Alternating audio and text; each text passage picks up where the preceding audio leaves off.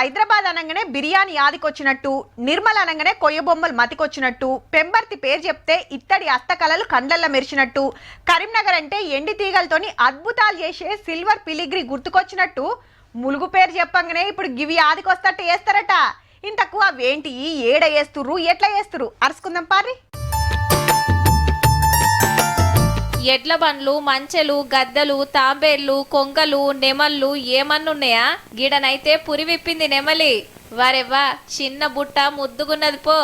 ఇవన్నీ ప్లాస్టిక్ కాదుల్లో, అడవులలో దొరికే వెదురు బొంగులతో తయారు చేసిండ్రు. మన ములుగు జిల్లా ఫారెస్ట్ వాళ్ళు తట్టలు, బుట్టలు, తడకలల్లే మేదరి కులస్తులకు ట్రైనింగ్ ఇప్పిస్తే గింత చక్కటి బొమ్మలు తయారు చేస్తుర్రు. బ్యాంబూతో తడకలు, తట్టలు వాళ్ళు ప్రిపేర్ చేస్తారు. బట్ అది మార్కెట్లో సేల్ చేస్తే ఎక్కువ లైవ్లీహుడ్ రావు. ములుగు అడవిలా కంకవనం బొచ్చడుంటది. ఆ ఎదురుతోని ఏదన్నా ఇకమతి చేయాలని ఆలోచన చేసి ఇట్లా బొమ్మలు నేర్పించి ఉపాయం చేసిరన్నట్టు. అంతా చేతులతో తయారు చేయాలి కాబట్టి చిన్న బొమ్మ చేస్తానికి ఒక్కరోజు పడితే పెద్ద బొమ్మలకు 2-3 వద్దులు పడుతుందట. అగో పక్షికి ఈకలు ఎట్లా అక్క పెడుతున్నదో అక్క. గింత చెమట తీస్తారు కాబట్టి రేటు సుతజరంత ఎక్కువే ఉంటది. మరి వీళ్ళు ఏడమ్ముతారు అంటారా?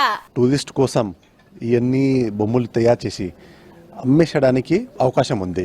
అటు యునెస్కో గుర్తించిన రామప్ప, లక్నవరం చెరువు, మేడారం జాతర, బ్లాక్బెర్రీ ఐలాండ్, బొగతా జలపాతం ఇట్లా బొచ్చడు టూరిస్టు జాగాలున్నాయి.